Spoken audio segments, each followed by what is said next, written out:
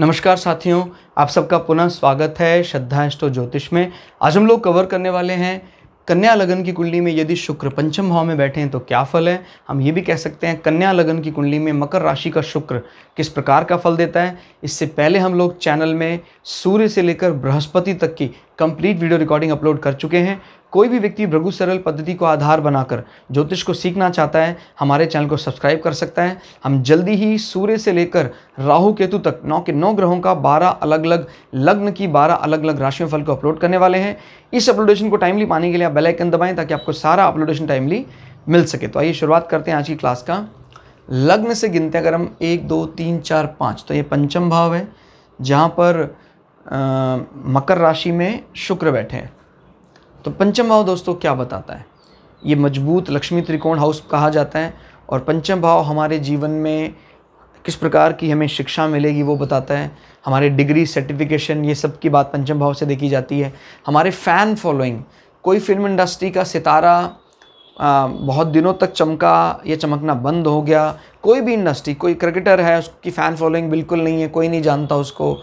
तो इस प्रकार की अगर पांचवा भाव अगर कमज़ोर अवस्था में होता है तो उसका यश समाज में ज़्यादा विस्तारित नहीं होता है। और पंचम भाव से ही हम ये भी देखते हैं भी आपने कहीं पैसा लगाया या कोई सट्टा लगाया, वहाँ रिटर्न मिला या नहीं मिला। क्लियर हो गया? इस प्रकार की जितनी भी सडन जो गेन्स है वो पंचम भाव से देखे जाते हैं।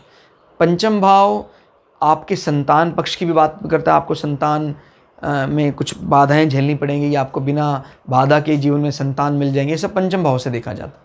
और पंचम भाव ही वो भाव है जो आपके डाइजेस्टिव सिस्टम की भी बात करता है। पाचन तंत्र, पेट में कोई दिक्कत है, वो सब चीज़ें पंचम भाव से देखी जाती हैं। अब यहाँ पर मकर राशि है। देखिए एक अपने दिमाग में ना सेट बना लीजिएगा, जब कभी भी आप मेष लग्न के अलावा कोई भी लग्न देखें तो ना एक अपने मन में एक कैलकुलेशन सी करते रहना कि भाई यहाँ पर 5 भी है और 10 भी है।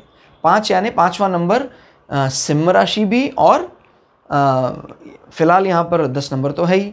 तो दोनों को मिलाकर उसके पाचन तंत्र का सही अंदाज़ा आप लगा सकते हैं। अगर उसका पाचन तंत्र देखना चाहते हैं तो ये देखिए कि भाई उसका ये राशि ठीक है कि नहीं है। अगर ये मान लीजिए एकदम अनुकूल है फिर भी कोई दिक्कत है तो फिर आप इसको मिस कर रहे हैं, सिंह राशि को। तो ध्यान रखिए काल पुरुष की कुंडली की एक प्री इमेज रहती है इनके पास।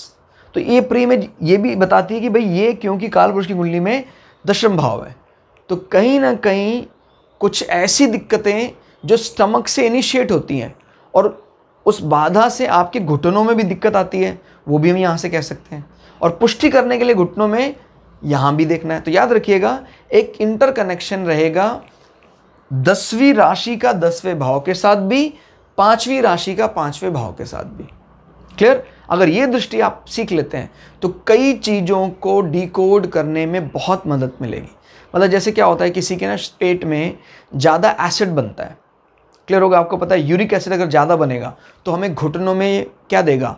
गठिया, बाय, इस प्रकार की चीज़ें आपके घुटनों को भी परेशान कर सकते। तो ये बात जरूर समझनी है कि जो राशि वहाँ लाई कर रही है डायरेक्टली इनडायरेक्टली कहीं ना कहीं संबंध आपको, जैसे मान लीजिए यहाँ पर 1 नंबर आ जाता है मेष, और ये क्योंकि स्टमक को भी रिप्रेजेंट करती है तो स्टमक के कारण आपको गैस बनती है और उस स्टमक की गैस से डायरेक्टली इनडायरेक्टली सर में परेशानी रहती है। तो उसमें फिर आपको मुख्य रूप से कई लोग सर दर्द के लिए सर दर्द की दवाई ले रहे हैं, वो नहीं करना।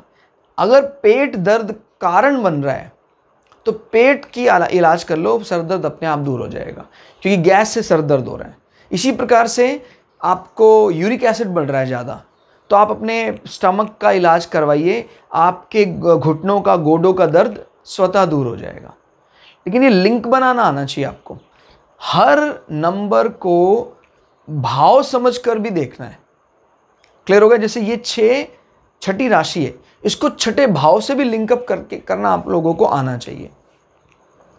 क्लियर हो गया? अब जैसे मान लीजिए कोई आँख की बात है, आँख, तो आँख की बात के लिए हम दोनों भावों को देखते हैं। क्लियर हो गया? अब काल पुरुष की कुंडली में यहाँ 2 और 12 आता है तो 2 और 12 को भी देखना है, साथ साथ 7 और 5 दोनों ही मान लो पेयर इनके खराब है तो दोनों आंखों में दिक्कत होगी। ये देखना है मुख्यतः दायां अंग यानी राइट, ये देखता है मुख्यतः बायां। आंख, कान, क्लियर हो गया। तो इस प्रकार से चीजें ध्यान रखनी है। और ये दायां दायां यानी राइट राइट। अब यहाँ शुक्र एक प्रकार से पंचम भाव लक्ष्मी हाउस है, मकर राशि का स्वभाव है, बड़ा ही एनर्जेटिक राशि है, मंगल की फेवरेट राशि मानी जाती है। और अगला स्वरूप तो ऐसा दिखता है जैसे मंगल का मेष रूप प्रतीत होता है मकर राशि का स्ट्रक्चर। पिछला रूप दिखाई देता है जैसे एक पानी में रहने वाला मगर, क्लियर हो गया। तो मकर राशि काफ़ी एग्रेसिव जान पड़ती है। शुक्र को ये एग्रेशन कोई बहुत पसंद तो नहीं है, लेकिन पंचम भाव में एक शुभता है, उस शुभता और मित्र भी है इनके शनि, तो उसकी इज्जत करते हुए शुक्र यहाँ पर अच्छे फल देने का प्रयास करेंगे, क्योंकि वो एक तीसरे लक्ष्मी त्रिकोण के स्वामी भी हैं।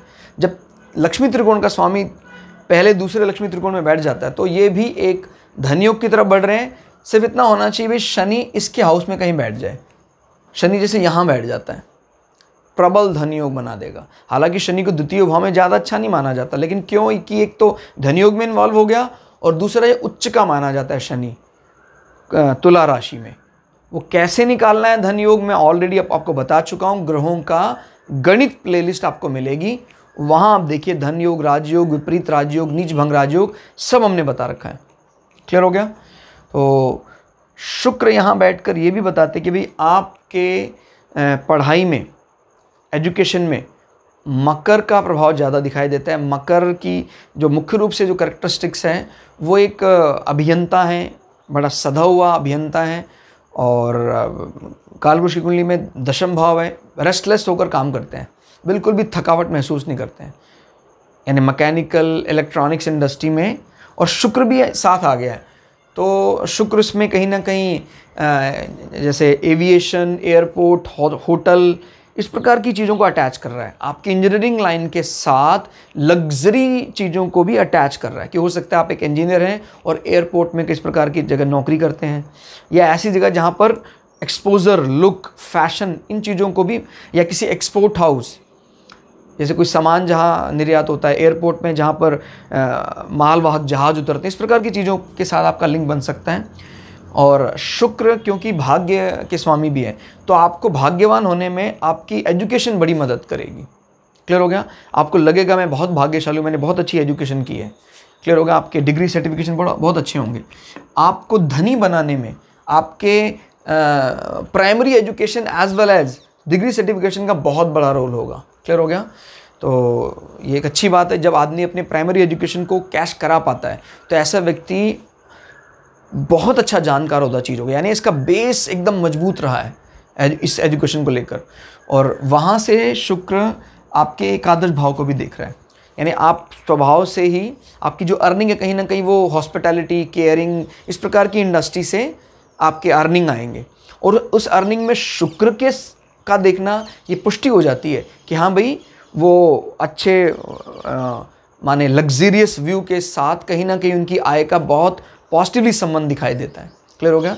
तो जब ऐसी चीज़ों से आय आती है तो इसका एक ही अर्थ हो सकता है कि भाई आपके एजुकेशन में भी शुक्र ने इम्पॉर्टेंट रोल प्ले किया है, और साथ साथ उस एजुकेशन के कारण आपको अच्छी आय दे रहा है, और समय पर आपको मुख्य रूप से ये 10 number odd number, even number है सॉरी, और इवन नंबर हमें क्या बताता है, फीमेल चाइल्ड। तो समय आने पर फीमेल चाइल्ड हो सकता है, क्योंकि शुक्र भी इस बात की पुष्टि कर रहा है। तो प्रथम संतान बेबी गर्ल हो सकती है। यहाँ से फिर 1, 2, 3 यहाँ से कौन से ग्रह बैठे हुए हैं, कौन कौन से ग्रह दृष्टि डाल रहे हैं, उससे हम सेकंड चाइल्ड के बारे में भी अंदाज़ा लगा सकते हैं।